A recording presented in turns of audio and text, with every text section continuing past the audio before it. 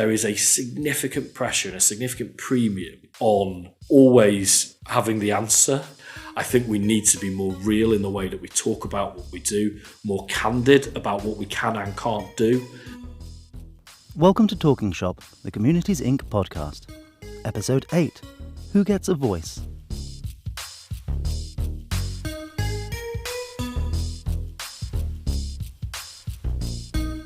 Hi, we're joined by Alex Norris, who's the MP for Nottingham North.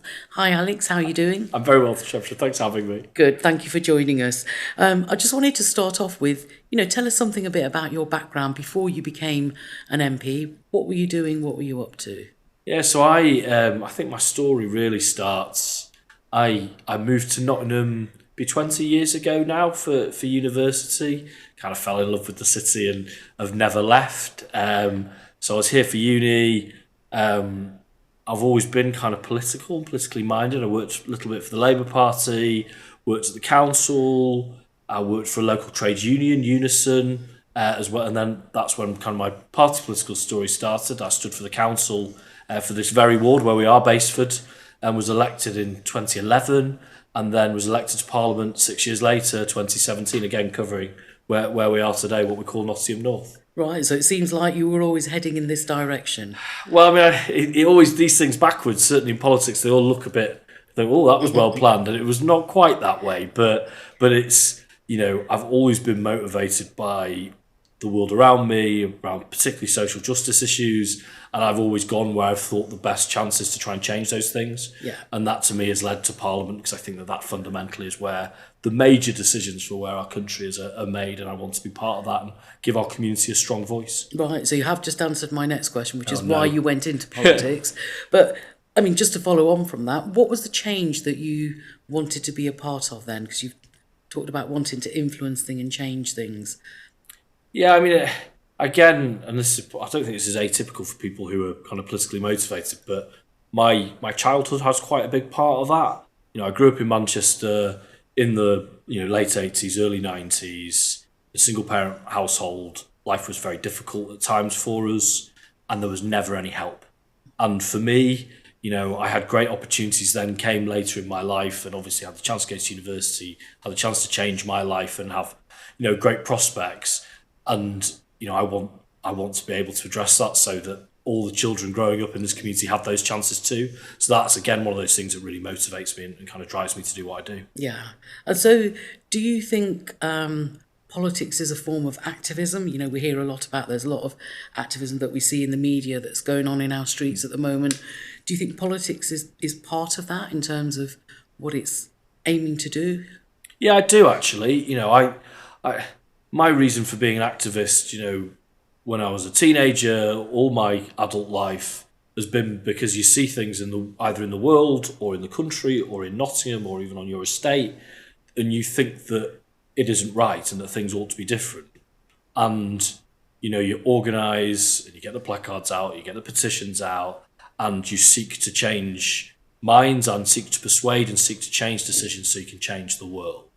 And for me, politics is the logical conclusion of that. It's about making those decisions. And for me, making a judgment, a while ago that I'd run lots of campaigns, particularly in this community where we are today, and I was growing tired of having to try to get people to change their minds. I thought eventually I wanted to put those values into practice myself and take that chance and that leap and perhaps be one of the decision makers, initially on the council and then, now in Parliament. So that for me is part of the same story. Yeah. And, that desire for change remains just the same as it did when I was younger. And for me, it's just about trying to find the places to make that change possible. Yeah. So could you tell us a little bit more about the system that change takes place in? What is the governance system and structure that we have in the UK? Yeah, I mean, I think listeners can be forgiven for finding it a bit bewildering sometimes, because it can be messy. But fundamentally, it starts with Parliament. It starts with 650 people sent down, as I am, leaving Bulwell where I live, every week to Parliament, the House of Commons, that green room by the banks of the River Thames, where we go as a group of 650 people and talk about the issues that affect our country and the world, and primarily make decisions on legislation, so laws that change and shape our community. And then within that, generally pretty much all of the 650 of us have been elected on a party ticket. The party that has the most MPs, which at the moment is the Conservative Party, are in government. So they fundamentally make the decisions of the day, and then they work through Parliament to make those decisions a reality. The fact of the matter, the arithmetic is that largely they get what they want. So I've been in opposition for all my 7 years nearly in Parliament. I have to say it's quite frustrating sometimes. But that's fundamentally where decisions are made, government through Parliament.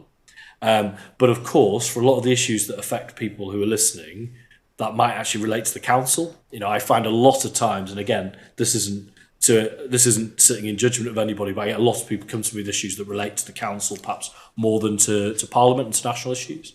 So that very street level, whether it's street lights, whether it's your bins, whether it's social care, very local issues, those are decided at a local level by the 55 councillors that we elect to form the city council.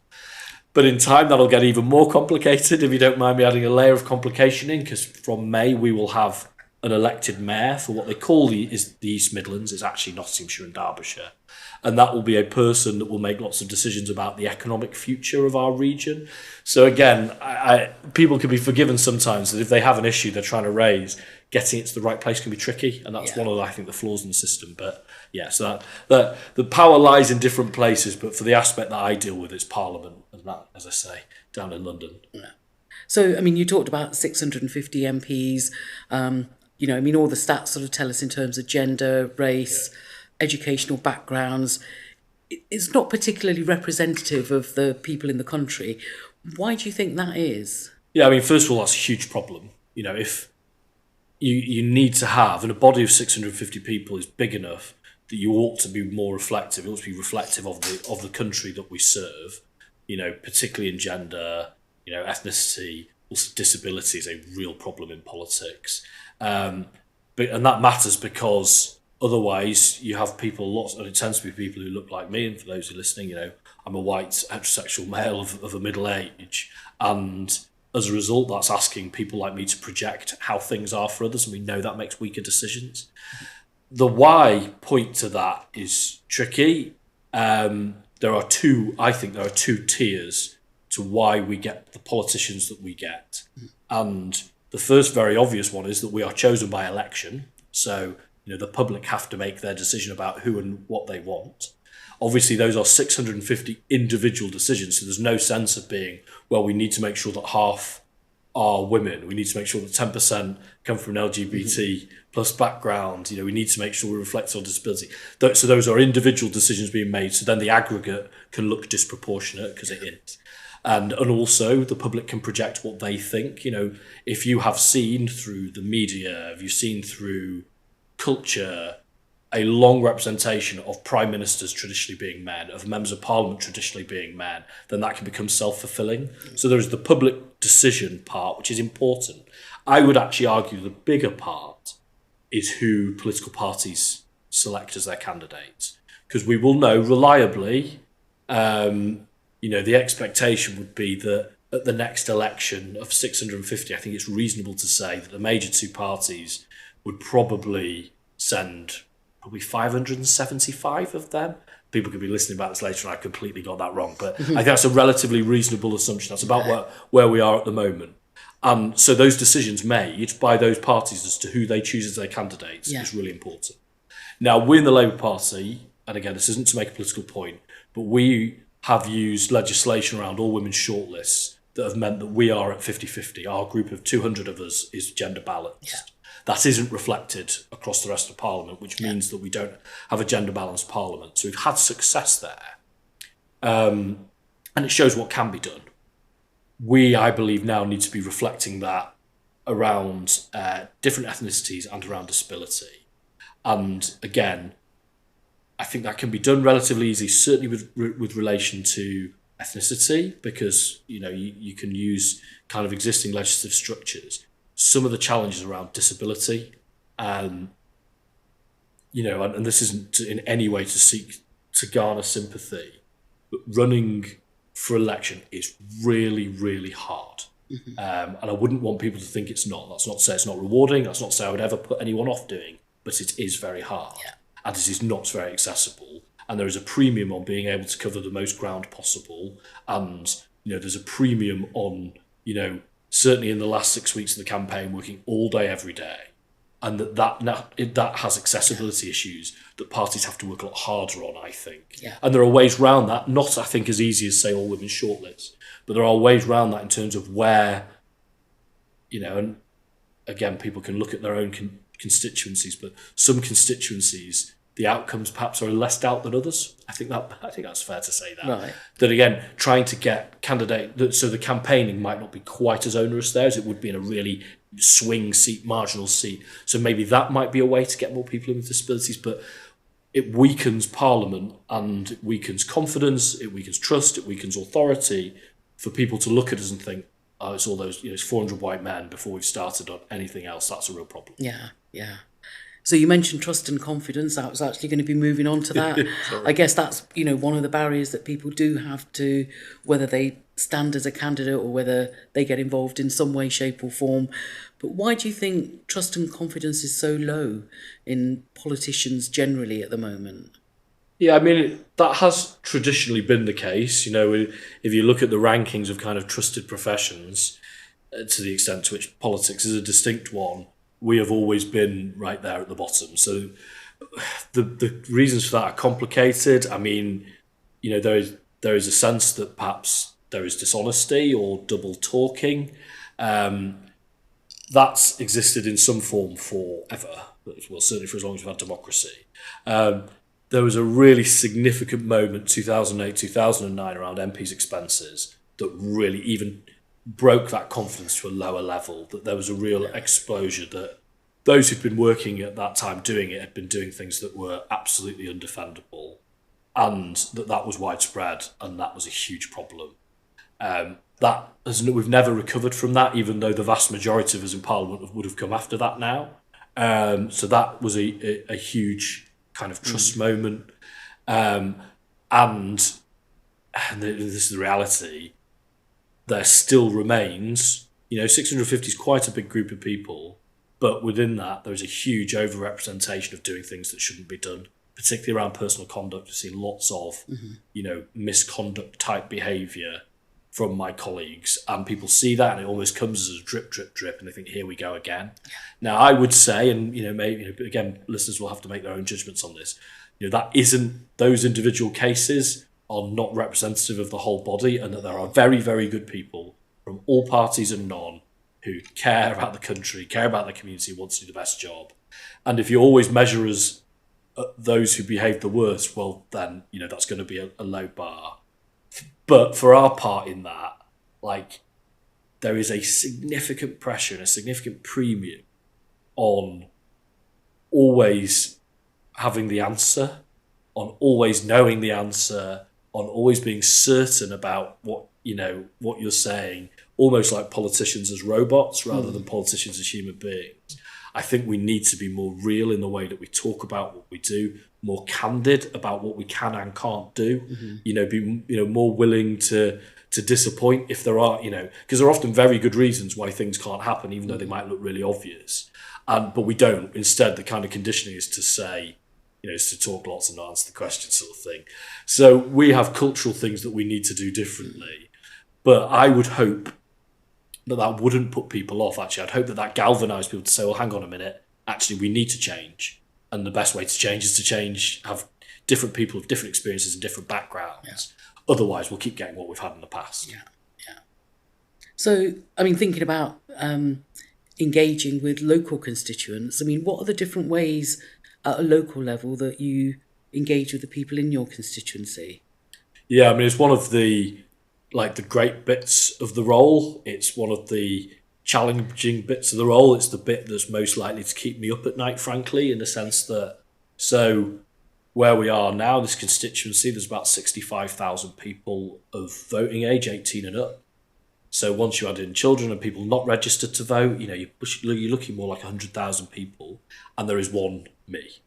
And, so as we sit today, we're just about exactly 4 years since the last general election. So we're a maximum of another year away from one. And getting round and seeing as many people as possible, because they will make the judgment as to whether you're any good, whether they want you to continue representing the community, and you might not have the chance to see them. But that's really tricky. So it kind of breaks into categories that, first of all, in relatively significant numbers, people come to you.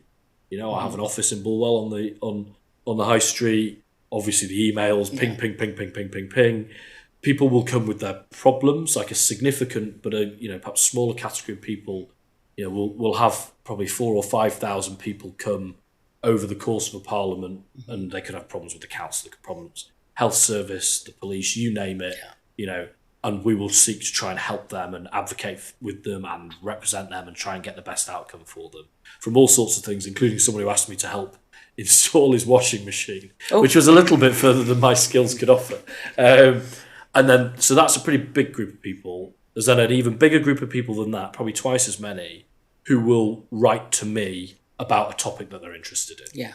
So it could be global, it could be hyper-local, and they'll say, I want to know your policy on bees. What do you think? Your bees actually, hugely important in nature. That's actually one of the biggest kind of things people will get in touch with. Or what's your plans for the health service? Or what do you think about dementia? Or here's a cancer type that's affected my family. What are you going to do about it? So again, making sure that those people get really good answers and trying to be as full and, as candid as you can be about like what your views are and what you're saying in Parliament about it. So that's a good way of reaching people. The next is obviously the digital space, trying to have a profile about what you're doing. I'm not, if you take, say, my neighbour in Nadia Whittam, who's got an amazing online profile of 100,000 plus, mine's like a tenth of that. If I'm probably not even 10% of what she's got. So, but, through Facebook particularly, trying to reach people locally to show this is what I'm doing, this is where I'm at. I spend a lot of time stood in Bulwell Marketplace, say, and just seeing people, and they come and they will talk. And then the key thing for me is I go where people are. Where will people be? And I know they'll be at summer fairs, Christmas fairs, carol concerts, places of worship. They're always really generous with inviting you down. Again, not to make political speeches, but to see people, to be there. Someone who perhaps didn't have the confidence to call or to email will say, look, I've got a problem with my migration status. Can you help me? And, so it is fundamentally, it's a person's business, it's a time business, and trying to use that as effectively as possible to see people. And that's what I do really. But I love that bit. Bit I find really energizing, and I love people, and hearing what people think and their different views is to me fascinating. One of the reasons I do what I do. So you've spoken to people that are maybe coming to you because they've got problems, or they need your help with something, or they want to know your opinion on something, on a particular policy area. What do you do to engage those people that aren't yet voting but are yet to? So maybe they don't have any motives at this stage in terms of why they should engage with you. Do you do any work in engaging with younger people that are potentially people that might be voting for you in the future? Yeah, I actually find younger groups some of the easiest to engage with because there are more kind of natural points of assembly. So be that more traditional routes like guides, scouts, I'll always go and see them, spend time with them. They're always great groups to see.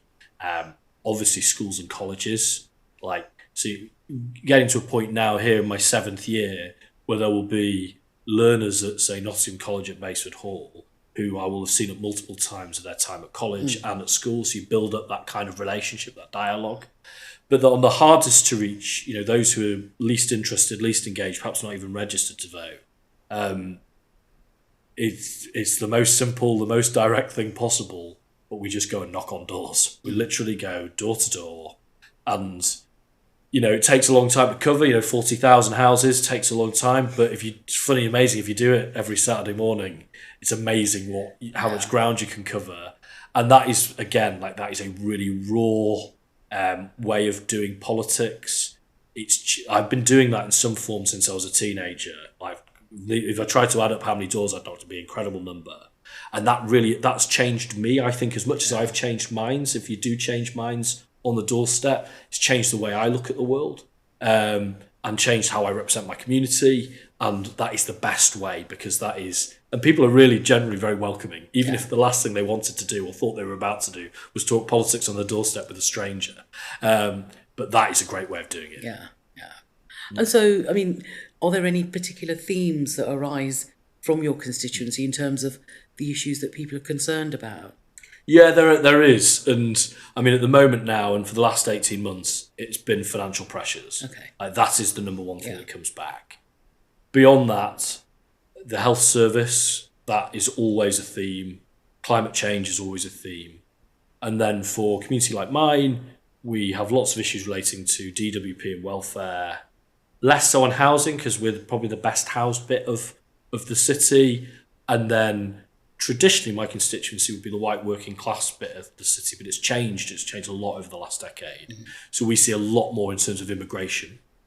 Those sort of get very used to dealing with the Home Office. So it tends to fall into those buckets generally. But as I say, people do come up with other things too.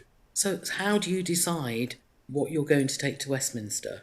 How do you prioritise? You've maybe got a certain window or a small window to ask questions in the chambers. How do you decide what you're going to raise? Yeah, I mean, that is such a hard kind of a hard decision to make that's so important to the work that's done. I mean, it's almost, in many ways, because the job is two jobs in one. You've got your first half of the week, Monday to Thursday afternoon in London, and then you're home Thursday afternoon to Sunday in Nottingham. The Nottingham stuff's almost a bit easier in the sense that you go, you see people, you hear what the challenges are, and you try and help them with that.